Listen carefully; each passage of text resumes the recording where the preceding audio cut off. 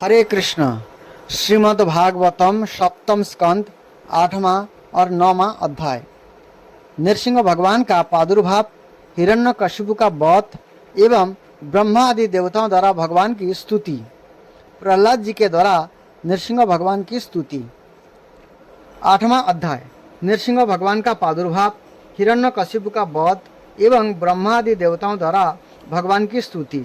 नारद जी कहते हैं, प्रहलाद जी का प्रवचन सुनकर दैत्य बालकों ने उसी समय से निर्दोष होने के कारण उनकी बात पकड़ ली।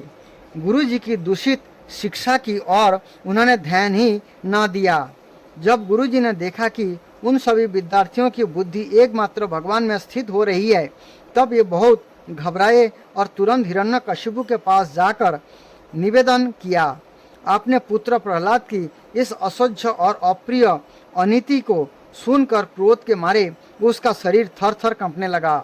अंत में उसने वही निश्चय किया कि प्रहलाद को आप अपने ही हाथों से मार डालना चाहिए। मन और इंद्रियों को बस में रखने वाले प्रहलाद जी बड़ी नम्रता से हाथ जोड़कर चुपचाप हिरण्यकशिपु के सामने खड़े थे और तिरस्कार के सर्वथा अयोग्य थे। परंतु हिरण्यकशिपु स्वभाव से ही क्रूर था। वह पैर की चोट खाए हुए सांप की तरह फुकारने लगा। उसने उनकी ओर पाप भरी टेढ़ी नजर से देखा और कठोर वाणी से डांटते हुए कहा, मूर्ख, तू बड़ा उदंड हो गया है, स्वयं तो नीच है ही, अब हमारे कुल के और बालकों को भी छेड़ना चाहता है। तूने बड़ी ढिठाई से मेरी आज्ञा का उल्लंघन किया है। आज ही तुझे जमराज के घर भेजकर इसका फल चखाता हूँ। मैं तनिक सा क्रोध करता हूँ तो तीनों लोक और उनके लोकपाल कांप उठते हैं। फिर मूर्ख, तूने किसके बलबूते पर निडर की तरह मेरी आज्ञा के विरुद्ध काम किया है? प्रहलाद जी ने कहा, दैत्यराज, ब्रह्मा से लेकर तिनके तक सब छोटे बड़े चर अचर जीवों को भगवान ने ही अपने बस में कर रखा है। न केवल मेरे और आपके बल्कि संसार के समस्त बलवानों के बल भी केवल वही है। यही महापराक्रमी सर्वशक्तिमान प्रभु काल है तथा समस्त प्राणियों के इंद्रिय बल, मनोबल, देह बल, धैर्य एवं इंद्रिय भी वही है।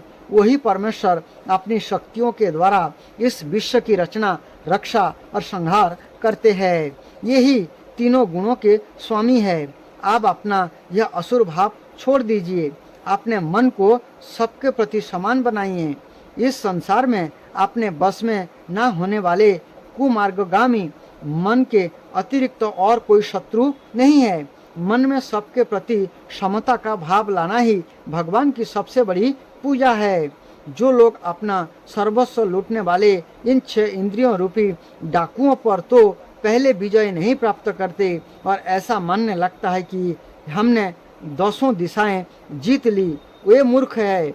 हाँ, जिस ज्ञानी एवं जितेंद्रिय महात्मा ने समस्त प्राणियों के प्रति समता का भाव प्राप्त कर लिया, उसके आज्ञा से पैदा होने वाले काम, क्रोध आदि शत्रु भी मिट जाते हैं। फिर बाहर के शत्रु तो रहे ही कैसे? हिरण्यकशिपु ने कहा, रे मंद बुद्धि, तेरे बहकने की भी अब हद हो गई है।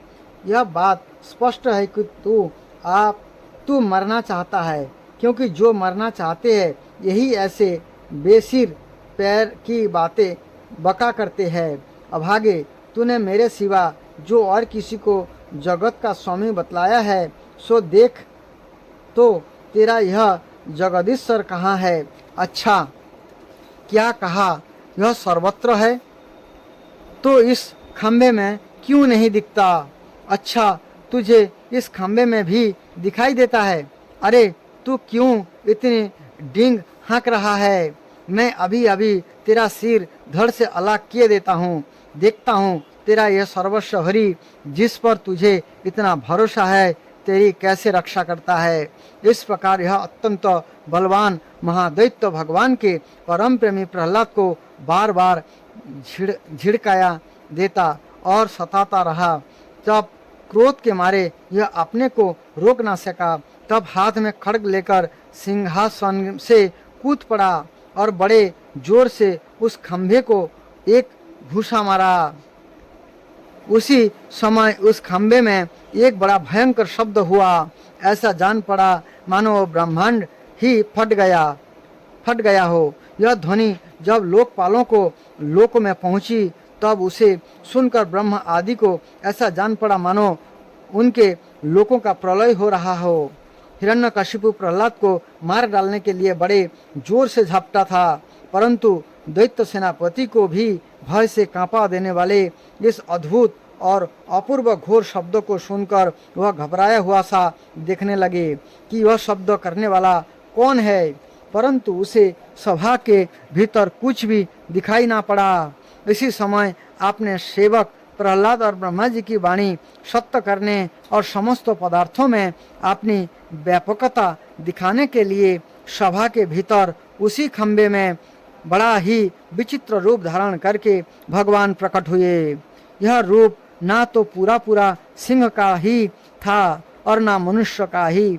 जिस समय हिरण्यकशिपु शब्द करने वाले की इधर उधर खोज रहा था, उसी समय खंबे के भीतर से निकलते हुए उस अद्भुत प्राणी को उसने देखा। वह सोचने लगा यह ना तो मनुष्य है और ना पशु, फिर वह नृसिंह के रूप में कौन सा अलौकिक जीव है। जिस समय हिरण्यकशिपु इस उधेड़ वन में लगा हुआ था, उसी समय उसके बिल्कुल सामने ही नरसिंह भगवान खड़े हो गए। उनका यह रूप अत्यधिक भयावना था। तपाए हुए सोने के समान पीली पीली भयानक आंखें थी। जम्भाई लेने से गरतने के बाल इधर उधर लहरा रहे थे। दाढ़ें बड़ी विकराल थी। तलवार की तरह लपलपाती हुई छुरे की धार के समान तीखी जीभ थी। टेढ़ी भौहों से उनका मुख और भी दारुण हो रहा था। कान निश्चल एवं ऊपर की ओर उठे हुए थे। फूली हुई नासिका और खुला हुआ मुंह पहाड़ की गुफा के समान अद्भुत जान पड़ता था। फटे हुए जबड़ों से उसकी भयंकरता बहुत बढ़ गई थी। विशाल शरीर स्वर्ग का स्पर्श कर रहा था। गर्दन कुछ नाटी और मोटी थी। छाती चौड़ी और कमर बहुत पतली थी। चंद्रमा की किरणों के समान सफ़ेद रोएं सारे शरीर पर चमक रहे थे। चारों ओर सैकड़ों भुजाएं फैली हुई थी, जिनके बड़े बड़े नख आयुध का काम देते थे। उनके पास फटकने तक का साहस किसी को ना होता था। चक्र आदि अपने निज आयुध तथा वज्र आदि अन्य श्रेष्ठ शस्त्रों के द्वारा उन्होंने सारे दैत्य दानवों को भगा दिया। हिरण्यकशिपु सोचने लगा, हो न हो महामायावी विष्णु ने ही मुझे मार डालने के लिए यह ढंग रचा है, परंतु इसकी इन चालों से हो ही क्या सकता है। इस प्रकार कहता और सिंहनाद करता हुआ दैत्यराज हिरण्यकशिपु हाथों में गदा लेकर नृसिंह भगवान पर टूट पड़ा, परंतु जैसे पतिंगा आग में गिरकर अदृश्य हो जाता है, ऐसे ही वह दैत्य भगवान के तेज के भीतर जाकर लापता हो गया। समस्त शक्ति और तेज के आश्रय भगवान के संबंध में ऐसी घटना कोई आश्चर्यजनक नहीं है, क्योंकि सृष्टि के प्रारंभ में उन्होंने अपने तेज से प्रलय के निमित्त भूत तमोगुण रूपी घोर अंधकार को भी पी लिया था। तदंतर यह दैत्य बड़े क्रोध से लपका और अपनी गदा को बड़े जोर से घुमाकर उसने नरसिंह भगवान पर प्रहार किया। प्रहार करते समय ही जैसे गरुड़ सांप को पकड़ लेते हैं, ऐसे ही भगवान ने गदा सहित उस दैत्य को पकड़ लिया। ये जब उसके साथ खिलवाड़ करने लगे तब वह दैत्य उनके हाथ से वैसे ही निकल गया जैसे कीड़ा करते हुए गरुड़ के चंगुल से सांप छूट जाए। युधिष्ठिर उस समय सब के सब लोकपाल बादलों में छिपकर इस युद्ध को देख रहे थे। उनका सर्ग तो हिरण्यकशिपु ने पहले ही छीन लिया था। जब उन्होंने देखा कि वह भगवान के हाथ से छूट गया तो वे और भी डर गए। हिरण्यकशिपु ने भी वही समझा कि नरसिंह ने मेरे बल बीर्जों से डर कर ही मुझे अपने हाथों से छोड़ दिया है। इस विचार से उसकी थकान जाती रही और वह युद्ध के लिए ढाल तलवार लेकर फिर उनकी ओर दौड़ पड़ा। उस समय वह बाज की तरह बड़े वेग से ऊपर नीचे उछल कूद कर इस प्रकार ढाल तलवार के पैंतरे बदलने लगा कि जिससे उस पर आक्रमण करने का अवसर ही ना मिले। तब भगवान ने बड़े ऊंचे स्वर से प्रचंड और भयंकर अट्टहास किया, जिससे हिरण्यकशिपु की आंखें बंद हो गई। फिर बड़े वेग से झपट कर भगवान ने उसे वैसे ही पकड़ लिया जैसे सांप चूहे को पकड़ लेता है। जिस हिरण्यकशिपु के चमड़े पर वज्र की चोट से भी खरोंच नहीं आई थी, वही आप उनके पंजे से निकलने के लिए जोर से छटपटा रहा था। भगवान ने सभा के दरवाजे पर ले जाकर उसे अपनी जांघों पर गिरा लिया और खेल खेल में अपने नखों से उसे उसी प्रकार फाड़ डाला जैसे गरुड़ महाविषधर सांप को चीर डालते हैं। उस समय उनकी क्रोध से भरी विकराल आंखों की ओर देखा नहीं जाता था। ये अपने लपलपाती हुई जीभ से फैले हुए मुंह के दोनों कोने चाट रहे थे। खून के चोटों से उनका मुंह और गर्दन के बाल लाल हो रहे थे। हाथी को मारकर गले में आंतों की माला पहने हुए मृगराज के समान उनकी शोभा हो रही थी। उन्होंने अपने तीखे नखों से हिरण्यकशिपु का कलेजा फाड़कर उसे जमीन पर पटक दिया। उस समय हजारों दैत्य दानव हाथों में शस्त्र लेकर भगवान पर प्रहार करने के लिए आए, पर भगवान ने अपनी भुजारूपी सेना से, लालों से और नाक रूपी शस्त्रों से चारों ओर खदेड़ खदेड़ कर उन्हें मार डाला। युधिष्ठिर, उस समय भगवान नृसिंह के गर्दन के बालों की फटकार से बादल तितर बितर होने लगे। उनके नेत्रों की ज्वाला से सूर्य आदि ग्रहों का तेज फीका पड़ गया। उनके श्वास के धक्के से समुद्र क्षुब्ध हो गए। उनके सिंहनाद से भयभीत होकर दिग्गज चिघाड़ने लगे। उनके गर्दन के बालों से टकराकर देवताओं के विमान अस्त व्यस्त हो गए। स्वर्ग डगमगा गया। उनके पैरों की धमक से भूकंप आ गया। वेग से पर्वत उड़ने लगे और उनके तेज की चकाचौंध से आकाश तथा दिशाओं का दिखना बंद हो गया। इस समय नृसिंह भगवान का सामना करने वाला कोई दिखाई ना पड़ता था। फिर भी उनका क्रोध अभी बढ़ता ही जा रहा था। ये हिरण्यकशिपु की राजसभा में ऊंचे सिंहासन पर जाकर विराज गए। उस समय उनके अत्यंत तेजपूर्ण और क्रोध भरे भयंकर चेहरे को देखकर किसी का भी साहस ना हुआ कि उनके पास जाकर उनकी सेवा करे। युधिष्ठिर, जब स्वर्ग की देवियों को यह शुभ समाचार मिला कि तीनों लोगों के सिर की पीड़ा का मूर्तिमान स्वरूप हिरण्यकशिपु युद्ध में भगवान के हाथों मारा डाला गया, तब आनंद के उल्लास से उनके चेहरे खिल उठे। ये बार बार भगवान पर पुष्प की वर्षा करने लगे। आकाश में विमानों से आए हुए भगवान के दर्शनार्थी देवताओं की भीड़ लग गई। देवताओं के ढोल और नगारे बजने लगे। गंधर्वराज गाने लगे। अप्सराएं नाचने लगी। तात इसी समय ब्रह्मा, इंद्र, शंकर आदि देवता, ऋषि, पितर, सिद्ध, विद्याधर, महानाग, मनु, प्रजापति, गंधर्व, अप्सराएं, चारण, यक्ष, किमपुरुष, बेताल, सिद्ध, किन्नर और सुनंद, कुमुद आदि भगवान के सभी पार्षद उनके पास आए। उन लोगों ने सिर पर अंजलि बांधकर सिंहासन पर विराजमान अत्यंत तेजस्वी नरसिंह भगवान की थोड़ी दूर से अलग अलग स्तुति की। ब्रह्मा जी ने कहा, प्रभु आप अनंत है, आपकी शक्ति का कोई पार नहीं पा सकता। आपका पराक्रम विचित्र और कर्म पवित्र है। यद्यपि गुणों के द्वारा आप लीला से ही संपूर्ण विश्व की उत्पत्ति, पालन और प्रलय यथोचित ढंग से करते हैं, फिर भी आप उनसे कोई संबंध नहीं रखते, स्वयं निर्विकार रहते हैं। मैं आपको नमस्कार करता हूँ। श्री रुद्र ने कहा, आपको क्रोध करने का समय तो कल्प के अंत में होता है। यदि इस तुच्छ दैत्य को मारने के लिए ही आपने क्रोध किया है तो वह भी मारा जा चुका है।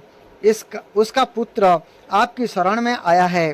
भक्त वत्सल प्रभु, आप अपने इस भक्त की रक्षा कीजिए। इंद्र ने कहा, पुरुषोत्तम आपने हमारी रक्षा की है।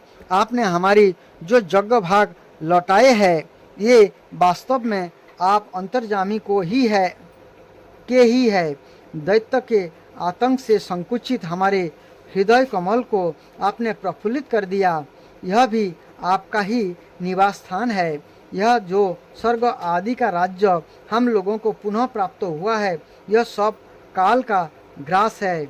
जो आपके सेवक है उनके लिए वह है ही क्या। स्वामिन, जिन्हें आपकी सेवा की चाह है, ये मुक्ति का भी आदर नहीं करते, फिर अन्न भोगों की तो उन्हें आवश्यकता ही क्या है। ऋषियों ने कहा, पुरुषोत्तम आपने तपस्याओं के द्वारा ही आपने में लीन हुए जगत की फिर से रचना की थी और कृपा करके उसी आत्मा तेज स्वरूप श्रेष्ठ तपस्या का उपदेश आपने हमारे लिए भी किया था। इस दैत्य ने इसी तपस्या का उच्छेद कर दिया था।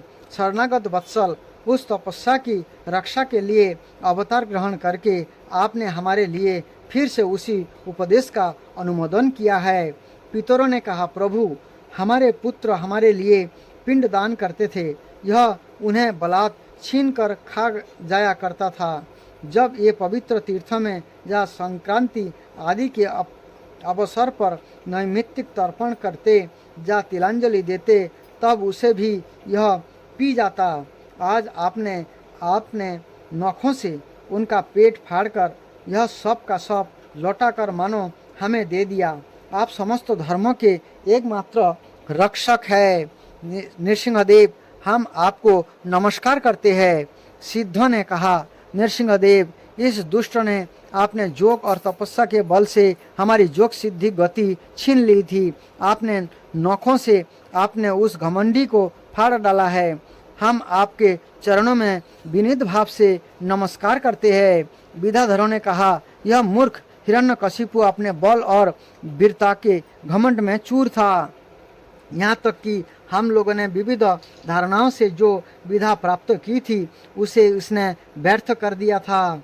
आपने युद्ध में यज्ञ पशु की तरह इसको नष्ट कर दिया। आपने लीला से नृसिंह बने हुए आपको हम नित्य निरंतर प्रणाम करते हैं। नागों ने कहा, इस पापी ने हमारी मणियों और हमारी श्रेष्ठ और सुंदर स्त्रियों को भी छीन लिया था। आज उसकी छाती फाड़कर आपने हमारे पत्नियों को बड़ा आनंद दिया है। प्रभु, हम आपको नमस्कार करते हैं।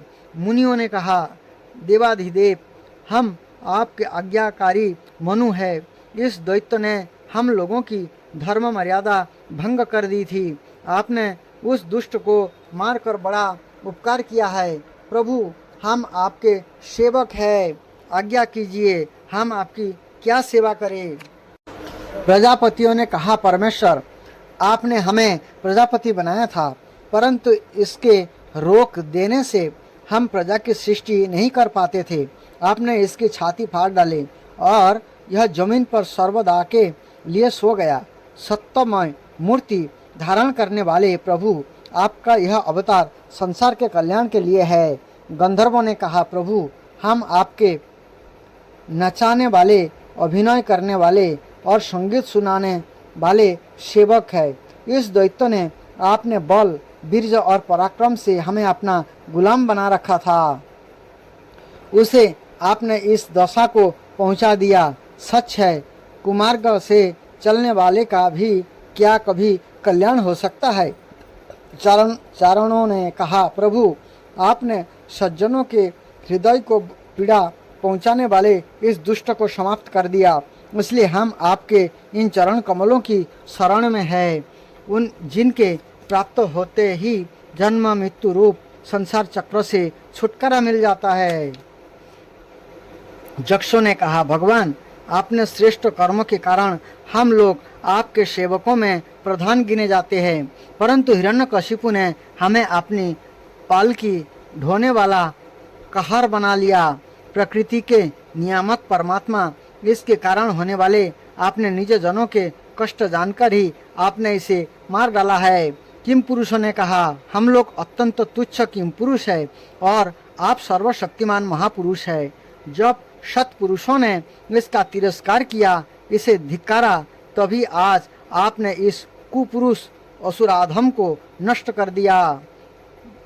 बैतालिकों ने कहा, भगवान, बड़ी बड़ी सभाओं और ज्ञान यज्ञों में आपके निर्मल जस का गान करके हम बड़ी प्रतिष्ठा पूजा प्राप्त करते थे।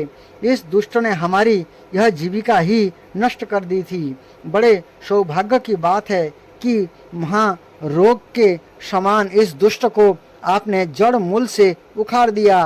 किन्नरों ने कहा, हम किन्नरगण आपके सेवक है।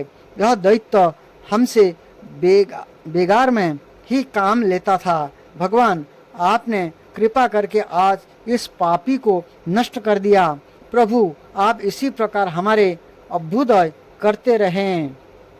भगवान के पार्षदों ने कहा, शरणागत वत्सल, संपूर्ण लोगों को शांति प्रदान करने वाला आपका यह अलौकिक नृसिंह रूप हमने आज ही देखा है। भगवान, यह दैत्य आपका वही आज्ञाकारी सेवक था जिसे सनक आदि ने शाप दे दिया था। हम समझते हैं आपने कृपा करके इसके उद्धार के लिए ही इसका वध किया है। इस प्रकार से सभी लोगों ने भगवान नरसिंह से इस प्रकार से प्रार्थना किया।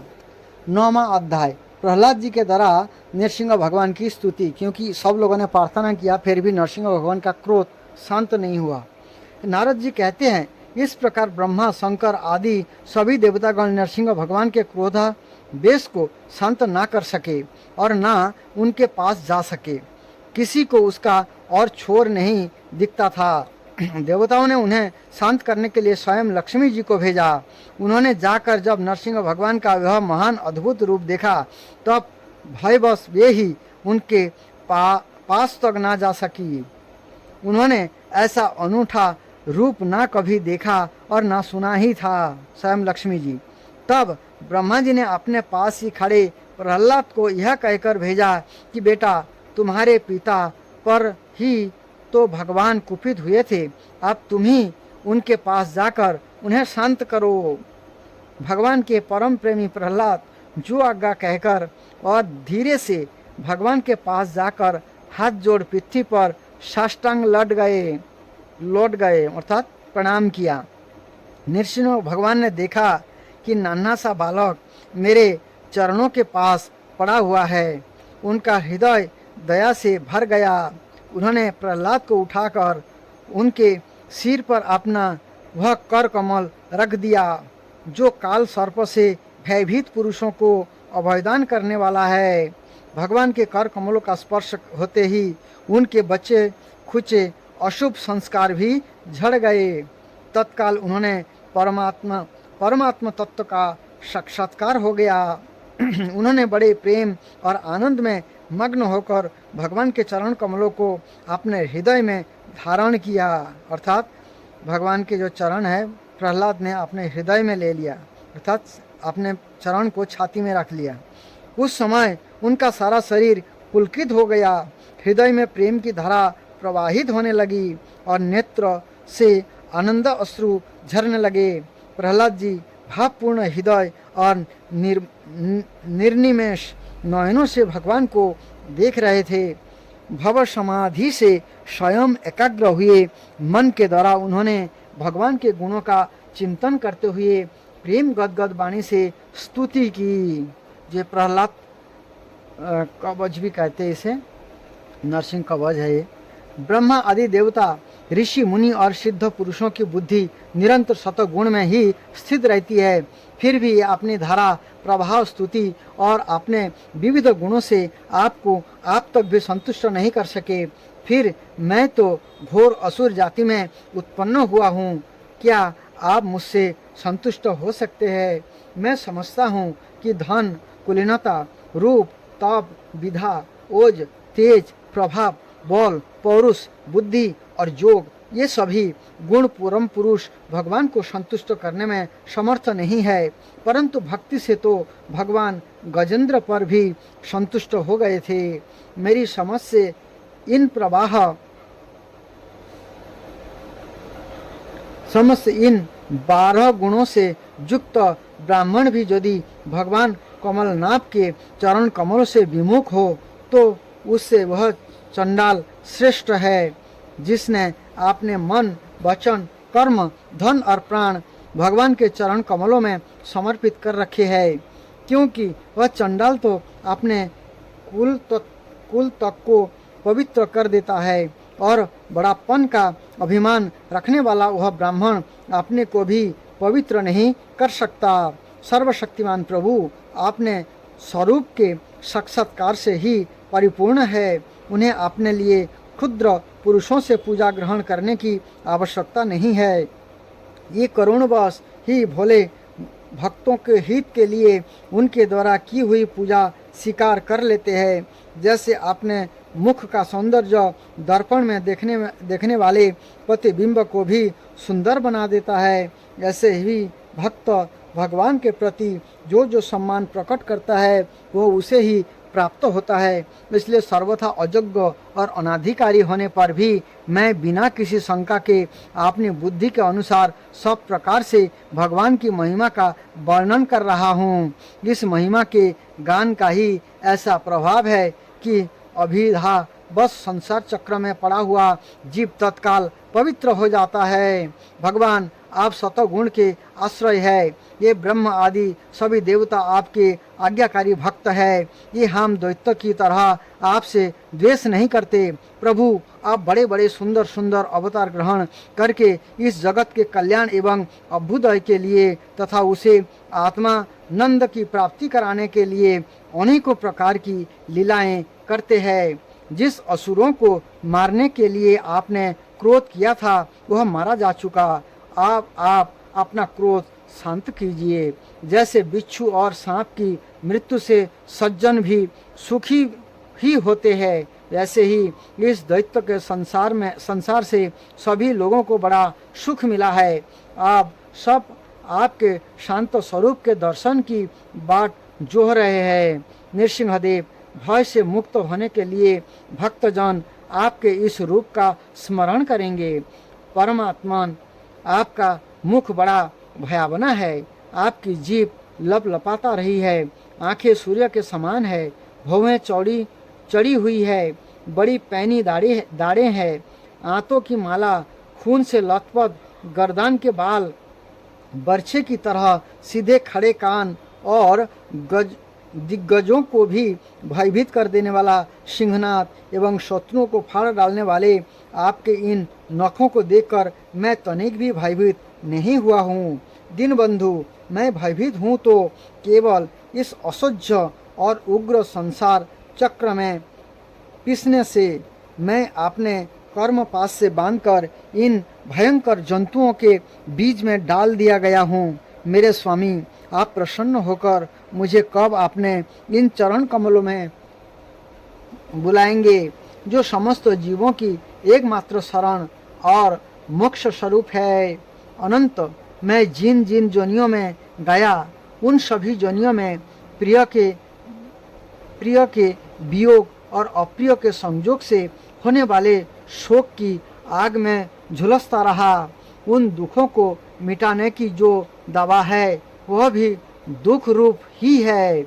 मैं ना जाने कब से अपने से अतिरिक्त वस्तुओं को आत्मा समझकर इधर उधर भटक रहा हूँ।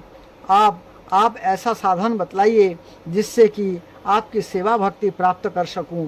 प्रभु, आप हमारे प्रिय है, अहेतुक हितोषी सुहृद है। आप ही वास्तव में सबके परम आराध्य है। मैं ब्रह्मा जी के द्वारा गाई हुई आपकी लीला कथा का गान करता हुआ बड़ी सुगमता से राग आदि प्राकृत गुणों से मुक्त होकर इस संसार की कठिनाइयों को पार कर जाऊंगा, क्योंकि आपके चरण जुगल में रहने वाले भक्त परमहंस महात्माओं का संग तो मुझे मिलता ही रहेगा। भगवान नृसिंह, इस लोक में दुखी जीवों का दुख मिटाने के लिए जो उपाय माना जाता है, यह आपके उपेक्षा करने पर एक क्षण के लिए ही होता है। यहाँ तक कि माँ बाप बालक की रक्षा नहीं कर सकते, औषधि रोग नहीं मिटा सकती और समुद्र में डूबते हुए को नौका नहीं बचा सकती। सत्य आदि गुणों के कारण भिन्न भिन्न स्वभाव के जितने भी ब्रह्मादि श्रेष्ठ और काल आदि कनिष्ठ करता है, उनको प्रेरित करने वाले आप ही है। ये आपकी प्रेरणा से जिस आधार में स्थित होकर, जिस निमित्त से, जिन मिट्टी आदि उपकरणों से, जिस समय, जिन साधनों के द्वारा, जिस अदृष्ट आदि की सहायता से, जिस प्रयोजन के उद्देश्य से, जिस विधि से जो कुछ उत्पन्न करते हैं या रूपांतरित करते हैं, ये सब और वह सब आपका ही स्वरूप है। पुरुषों की अनुमति से काल के द्वारा गुणों में क्षोभ होने पर माया मन प्रधान लिंग शरीर का निर्माण करती है। यह लिंग शरीर बलवान, कर्ममय एवं अनेक नाम रूपों में आसक्त छंदोमय है। वही अभिधा के द्वारा कल्पित मन, 10 इंद्रियां और 5 तन्मात्रा, इन 16 विकार रूप औरों से युक्त संसार चक्र है। जन्म रहित प्रभु, आपसे भिन्न रहकर ऐसा कौन पुरुष है जो इस मन रूप संसार चक्र को पार कर जाए। सर्वशक्तिमान प्रभु, माया इस 16 औरों वाले संसार चक्र में डालकर एक के समान मुझे पैर रहे हैं। आप अपनी चैतन्य शक्ति से बुद्धि के समस्त गुणों को सर्वदा पराजित रखते हैं और काल रूप से संपूर्ण साध्य और साधकों को अपने अधीन रखते हैं। मैं आपकी शरण में आया हूँ, आप मुझे इससे बचाकर अपने सानिध्य में खींच लीजिए। भगवान, जिनके लिए संसारी लोग बड़े लालायित रहते हैं, स्वर्ग में मिलने वाले समस्त लोकपालों की यह आयु, लक्ष्मी और ऐश्वर्य मैंने खूब देख लिए। जिस समय मेरे पिता तनिक क्रोध करके हंसते थे और उससे उनकी भौहें थोड़ी टेढ़ी हो जाती थी, तब उन स्वर्गों की संपत्तियों के लिए कहीं ठिकाना नहीं रह जाता था। वे लूटती फिरती थी, किंतु आपने मेरे उन पिता को भी मार डाला। इसलिए मैं ब्रह्मलोक तक की आयु, लक्ष्मी, ऐश्वर्य और ये इंद्रिय भोग, जिन्हें संसार में प्राणी चाहा करते हैं, नहीं चाहता, क्योंकि मैं जानता हूँ कि अत्यंत शक्तिशाली काल का रूप धारण करके आपने उन्हें ग्रस रखा है। इसलिए मुझे आप अपने दासों की सानिध्य में ले चलिए। विषय भोगों की बातें सुनने में ही अच्छी लगती है। वास्तव में ये मृग तृष्णा के जल के समान नितांत असत्य है और यह शरीर भी जिससे ये भोगे जाते हैं अगणित रोगों का उद्गम स्थान है। कहाँ ये मिथ्या विषय भोग और कहाँ यह रोग युक्त शरीर। इन दोनों की क्षण भंगुरता और असारता जानकर भी मनुष्य इससे विरक्त नहीं होता। यह कठिनाई से प्राप्त होने वाला भोगों के नन्हे मधुर बिंदुओं से अपनी कामनाओं की आग बुझाने की चेष्टा करता है। प्रभु, कहाँ तो इस तमोगुणी असुर वंश में रजोगुण से उत्पन्न हुआ मैं, और कहाँ आपकी अनंत कृपा। धन्य है आपने अपना परम प्रसाद स्वरूप और सफल संताप हरि वह कर कमल मेरे सिर पर रखा है, जिसे आपने ब्रह्मा, शंकर और लक्ष्मी जी के सिर पर भी कभी नहीं रखा।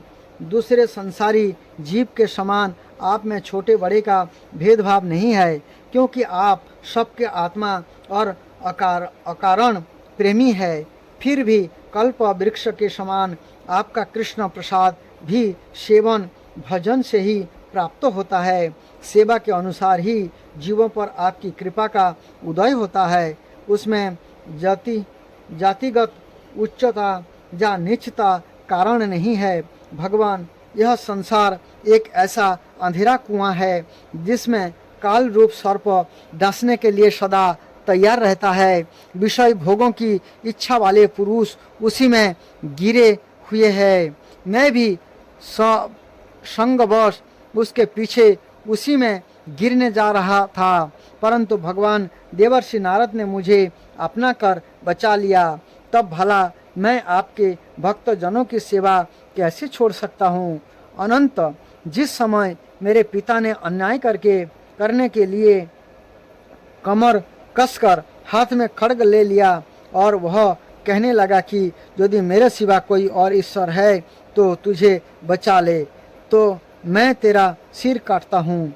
इस समय आपने मेरे प्राणों की रक्षा की और मेरे पिता का वध किया। मैं तो समझता हूँ कि आपने प्रेमी भक्त शनक आदि ऋषियों का वचन सत्य करने के लिए ही ऐसा किया था। भगवान, यह संपूर्ण जगत एकमात्र आप ही है, क्योंकि इसके आदि में आप ही कारण रूप से थे। अंत में आप ही अवधि के रूप में रहेंगे और बागीचे इसी की प्रतीति के रूप में भी केवल आप ही है। आप अपनी माया से गुणों के परिणाम स्वरूप इस जगत की सृष्टि करके इसमें पहले से विद्यमान रहने पर भी प्रवेश की लीला करते हैं और उन गुणों से युक्त होकर अनेक मालूम पड़ रहे हैं। भगवान, यह जो कुछ कार्य करने के रूप में प्रतीत हो रहा है वो सब आप ही है और इससे भिन्न भी आप ही है।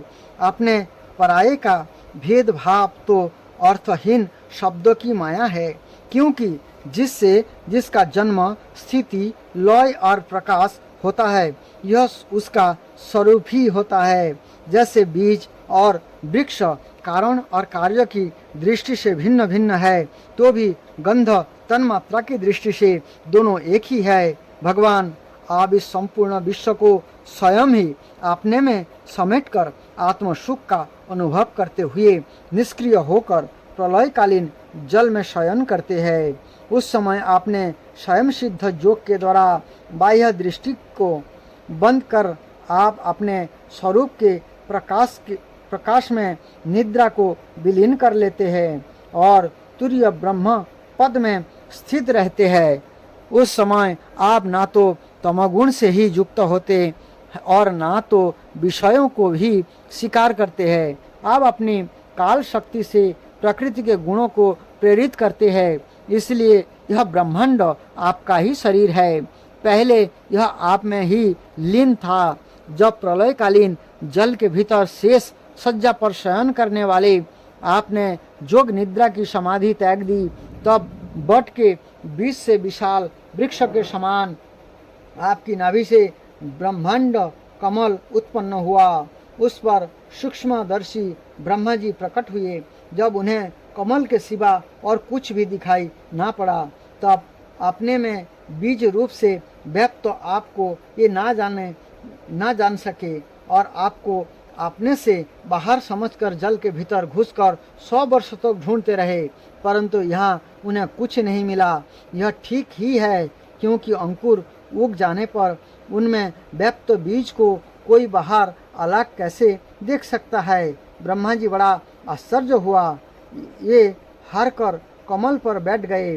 बहुत समय बीतने पर तीव्र तपस्या करने से जब उनका हृदय शुद्ध हो गया, तब उन्हें भूत, इंद्रियों और अंतःकरण रूप अपने शरीर में ही ओतप्रोत रूप से स्थित आपके सूक्ष्म रूप का साक्षात्कार हुआ।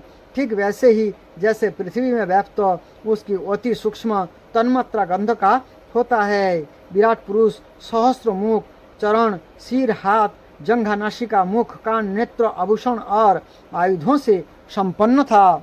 14 लोक उनके विभिन्न अंगों के रूप में शोभायमान थे। यह भगवान की एक लीलामयी मूर्ति थी। उसे देखकर ब्रह्मा जी बड़ा आनंद हुआ। रजोगुण और तमोगुण रूप मधु और केटव नाम के 2 बड़े बलवान दैत्य थे। जब वे वेदों को चुरा कर ले गए तब आपने हयग्रीव अवतार ग्रहण किया और उन दोनों को मारकर शतगुण रूप श्रुतियां ब्रह्मा जी को लौटा दी। यह शतगुण ही आपका अत्यंत प्रिय शरीर है। महात्मा लोग इस प्रकार वर्णन करते हैं। पुरुषोत्तम, इस प्रकार आप मनुष्य, पशु, पक्षी, ऋषि, देवता और मत्स्य आदि अवतार लेकर लोगों का पालन तथा विश्व के द्रोहियों का संहार करते हैं। इन अवतारों के द्वारा आप प्रत्येक युग में उसके धर्मों की रक्षा करते हैं। कल युग में आप छिपकर गुप्त रूप से ही रहते हैं, इसलिए आपका एक नाम त्रिजुक भी है। वैकुंठनाथ, मेरे मन की बड़ी दुर्दशा है। यह पाप वासनाओं से तो कुषित कलुषित है ही, स्वयं भी अत्यंत दुष्ट है। यह प्राय ही कामनाओं के कारण आतुर रहता है और हर्ष, शोक, भय एवं लोक परलोक, धन, पत्नी, पुत्र आदि की चिंताओं से व्याकुल रहता है। इसे आपकी लीला कथाओं में तो रस ही नहीं मिलता। उसके मारे मैं दीन हो रहा हूँ। ऐसा मन से मैं आपके स्वरूप का चिंतन कैसे करूँ? अच्युत, यह कभी ना अघाने वाली जीव मुझे स्वादिष्ट रसों की ओर खींचती रहती है। जनन इंद्रियां सुंदरी स्त्री की ओर, त्वचा सुकोमल स्पर्श की ओर, पेट भोजन की ओर, कान मधुर संगीत की ओर, नासिका भीनी भीनी सुगंधी की ओर और ये चपल नेत्र सौंदर्य की ओर मुझे खींचते रहते हैं। इनके सिवा कर्मेंद्रिया भी अपने अपने विषय की ओर ले जाने को जोर लगाती रही रहते हैं। मेरे तो यह दशा हो रही है जैसे किसी पुरुष की बहुत सी पत्नियां उसे अपने अपने शयन गृह में ले जाने के लिए चारों ओर से घसीट रही हो। इस प्रकार यह जीव अपने कर्मों के बंधन में पड़कर इस संसार रूप बैतरणी नदी में गिरा हुआ है। जन्म से मृत्यु, मृत्यु से जन्म और दोनों के द्वारा कर्म भोग करते करते यह भयभीत हो गया है। यह अपना है, यह पराया है। इस प्रकार के भेदभाव से युक्त होकर किसी से मित्रता करता है तो किसी से शत्रुता। आप इस मूढ़ जीव जाति की यह दुर्दशा देखकर करुणा से द्रवित हो जाइए। इस भव नदी से सर्वदा पार करने वाले भगवान, इन प्राणियों को भी आप पार लगा दीजिए। जगत गुरु, आप इस सृष्टि की उत्पत्ति, स्थिति तथा पालन करने वाले हैं। ऐसी अवस्था में इन जीवों को इस भव नदी के पार उतार देने में आपको क्या प्रयास है? दीन जनों के परम हितोषी प्रभु, भले भटके मूढ़ ही महान पुरुषों के विशेष अनुग्रह पात्र होते हैं। हमें इसकी कोई आवश्यकता नहीं है क्योंकि हम आपके प्रियजन की सेवा में लगे रहते हैं। इसलिए पार जाने की हमें कभी चिंता ही नहीं होती। परमात्मन, इस भाप बैतरणी से पार उतना दूसरे लोगों के लिए अवश्य ही कठिन है, परंतु मुझे तो इससे तनिक भी भय नहीं है क्योंकि मेरा चित्त इस बैतरणी में नहीं, आपकी उन लीलाओं के गान में मग्न रहता है। ये तो जो स्वर्गीय अमृत को भी तिरस्कृत करने वाली परमामृत स्वरूप है। मैं उन मूढ़ प्राणियों के लिए शोक कर रहा हूँ जो आपके गुणगान से विमुख रहकर इंद्रियों के विषयों का मायामय झूठा सुख प्राप्त करने के लिए अपने सिर पर सारे संसार का भार ढोते रहते हैं। मेरे स्वामी, बड़े बड़े ऋषि मुनि तो प्राय अपनी मुक्ति के लिए निर्जन वन में जाकर मौन व्रत धारण कर लेते हैं। ये दूसरे की भलाई के लिए कोई विशेष प्रयत्न नहीं करते, परंतु मेरी दशा तो दूसरी ही हो रही है। मैं इन भूले हुए असहाय गरीबों को छोड़कर अकेला मुक्त होना नहीं चाहता और इन भटकते हुए प्राणियों के लिए आपके सिवा और कोई सहारा भी नहीं दिखाई पड़ता। घर में फंसे हुए नगरों को जो मैथुन आदि का सुख मिलता है यह अत्यंत तुच्छ एवं दुख रूप ही है। जैसे कोई दोनों हाथों से खुजला रहा हो तो इस खुजली में पहले उसे कुछ थोड़ा सा सुख मालूम पड़ता है, परंतु पीछे से दुख ही दुख होता है। किंतु ये भूले हुए अज्ञानी मनुष्य बहुत दुख भोगने पर भी इन विषयों से आघाते नहीं। इसके विपरीत धीर पुरुष जैसे खुजलाहट को सह लेते हैं, ऐसे ही काम आदि वेगों को भी सह लेते हैं। सहने से ही उनका नाश होता है। पुरुषोत्तम मोक्ष के 10 साधन सिद्धि है। मौन, ब्रह्मचर्य, शस्त्र, श्रवण, तपस्या, स्वाध्याय, स्वधर्म पालन, युक्तियों से शास्त्रों की व्याख्या, एकांत सेवन, जप और समाधि। परंतु जिनकी इंद्रियां बस में नहीं है उनके लिए ये सब जीविका के साधन व्यापार मात्र रह जाते हैं और दम्भियों के लिए तो जब तक उनकी पोल खुलती नहीं तभी तक ये जीवन निर्वाह के साधन रहते हैं और भंडाफोड़ हो जाने पर ये भी नहीं वह भी नहीं। वेदों ने जीव और अंकुर के समान आपके 2 रूप बताए हैं, कार्य और कारण। वास्तव में आप प्राकृत रूप से रहित है, परंतु इन कार्य और कारण रूपों को छोड़कर आपके ज्ञान का कोई और साधन भी नहीं है। काष्ठ मंथन के द्वारा जिस प्रकार अग्नि प्रकट की जाती है उसी प्रकार जोगीजन भक्ति योग की साधना से आपको कार्य और कारण दोनों में ही ढूंढ निकालते हैं, क्योंकि वास्तव में ये दोनों आपसे पृथक नहीं है, आपके स्वरूप ही है। अनंत प्रभु वायु, अग्नि, पृथ्वी, आकाश, जल, पंच तन्मात्राएं, प्राण इंद्रियां, मन, चित्त, अहंकार, संपूर्ण जगत एवं सगुण और निर्गुण सब कुछ केवल आप ही है। और तो क्या मन और वाणी के द्वारा जो कुछ निरूपण किया गया है यह सब आपसे पृथक नहीं है। समग्र कीर्ति के आश्रय भगवान ये सत्ता आदि गुण और इन गुणों के परिणाम महत्तत्व आदि देवता, मनुष्य एवं मन आदि कोई भी आपका स्वरूप जानने में समर्थ नहीं है, क्योंकि ये सब आदि अंत वाले हैं और आप अनादि एवं अनंत है। ऐसा विचार करके ज्ञानी जन शब्दों की माया से उपरत हो जाते हैं। परम पूज्य आपकी सेवा के 6 अंग है: नमस्कार, स्तुति, समस्त कर्मों का समर्पण, सेवा, पूजा, चरण कमलों का चिंतन और लीला कथा का श्रवण। इस षडंग सेवा के बिना आपके चरण कमलों की भक्ति कैसे प्राप्त हो सकती है और भक्ति के बिना आपकी प्राप्ति कैसे होगी? प्रभु, आप तो अपने परम प्रिय भक्तजनों के परम हंस के ही सर्वस्व है।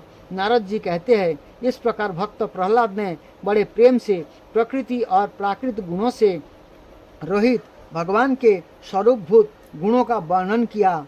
इसके बाद ये भगवान के चरण कमलों में सिर झुकाकर चुप हो गए। नरसिंह भगवान का क्रोध शांत हो गया और ये बड़े प्रेम तथा प्रसन्नता से बोले। भगवान नरसिंह ने कहा, परम कल्याण स्वरूप प्रहलाद, तुम्हारा कल्याण हो। दैत्य श्रेष्ठ, मैं तुम पर अत्यंत प्रसन्न हूँ। तुम्हारी जो अभिलाषा हो मुझसे मांग लो। मैं जीवों की इच्छा को पूर्ण करने वाला हूँ। आयुष्मान, जो मुझे प्रसन्न नहीं कर लेता उसे मेरा दर्शन मिलना बहुत ही कठिन है, परंतु जब मेरे दर्शन हो जाते हैं तब फिर प्राणी के हृदय में किसी प्रकार की जलन नहीं रह जाता। मैं समस्त मनोरथ को पूर्ण करने वाला हूँ। इसलिए सभी कल्याणकामी परम भाग्यवान साधुजन जितेंद्रिय होकर अपनी समस्त वृत्तियों से मुझे प्रसन्न करने का ही प्रयत्न करते हैं। असुर कुलभूषण प्रहलाद जी भगवान के अनन्य प्रेमी थे। इसलिए बड़े बड़े लोगों को प्रलोभन में डालने वाले वरों को द्वारा प्रलोभित किए जाने पर भी उन्होंने उनकी इच्छा नहीं की। इस प्रकार से नरसिंह भगवान वर मांगने के लिए कहा। तो आगे का कथा आगे हम सुनाएंगे। हरे कृष्ण।